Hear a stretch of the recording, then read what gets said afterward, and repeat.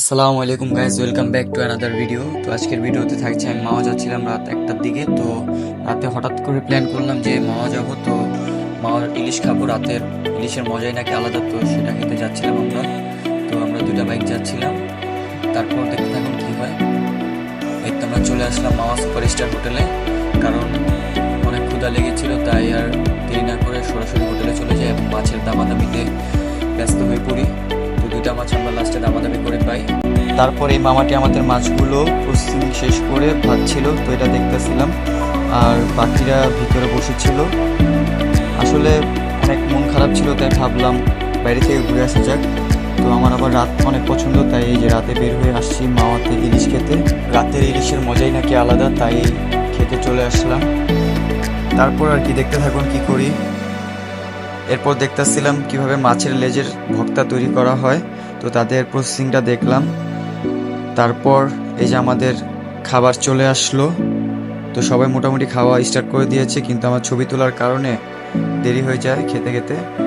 খাওয়া দাওয়া শেষ করে আর বেশি দেরি করিনি, ঘাটের দিকে যাব, তাই আমরা ঘাটের দিকে রওনা দিলাম, কারণ আমরা সরাসরি হোটেলেই চলে এসেছিলাম খাওয়া দাওয়ার জন্য।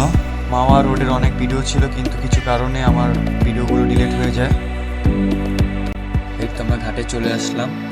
ঘাটে এসেই আমরা প্রথমে চলে গেলাম মামার মালাই খেতে, কারণ মামার মালাইটা অনেক মজার হয়। তো এই যে মামাই বানাচ্ছিল, দেখলাম মালাইটা। তারপর ছোট ভাইটা বলতেছিল অনেকক্ষণ ধরে, ভাইয়া নদীর পাড়ে যাবো, নদীর পাড়ে যাবো, তাই ছোট ভাইটার সাথে নদীর পাড়ে যাচ্ছিলাম। তো দেখতে থাকুন কি হয়। রাত হওয়াতে তেমন কিছু দেখা যাচ্ছিল না আশেপাশে, কিন্তু রাতের ঘোরার মজাই আলাদা, আর এই রাতের বেলার ঘুরতেই আমার অনেক পছন্দ। আর এই সময়টায় রোডঘাট সব কিছুই ফাঁকা থাকে, আর ঘুরেও অনেক মজা। এই যে আমরা নদীর পাড়ে চলে আসলাম। দেন ছোট ভাইটা দেখালো এখানে কিসের লাইট জ্বলে, তো ওটা আমিও আসলে জানি না ওটা কিসের লাইট জ্বলতেছিল, কারণ নদীর মাঝখানের উপরে একটা লাইট জ্বলছিল।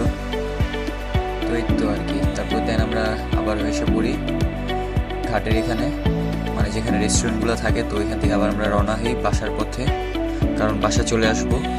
রাত অনেক মোটামুটি হয়ে গিয়েছিল, প্রায় 3টা-4টা বেজে গিয়েছিল আমাদের। তাই আর বেশি দেরি না করে আমরা গাড়ির টানে টানে চলে আসলাম আবার বাবুবাজার ব্রিজে, কারণ আমরা পুস্তকলা ব্রিজে উঠিনি, কারণ এখানে কিছু প্রবলেমের কারণে আমরা বাবুবাজার ব্রিজটা ইউজ করি। তো ইউজ করতে গিয়ে দেখি এখানে অনেক জ্যাম, এত জ্যাম ছিল যে সারা রাত পার করলো এই জ্যাম থেকে আমরা বের হতে পারবো না। তাই আমরা রং রুট ইউজ করি। রং রুট ইউজ করাটা ঠিক না, কোনো উপায় ছিল না, তাই আমাদের এই রং রুটটি ইউজ করতে হলো। আজকের মতো ভিডিওটি এই পর্যন্তই। আমার ভিডিওটি ভালো লাগলে অবশ্যই লাইক, কমেন্ট, শেয়ার এবং সাবস্ক্রাইব করে আমার পাশে থাকবেন। সকলকে ভিডিওটি দেখার জন্য ধন্যবাদ। আল্লাহ হাফেজ, বাই বাই।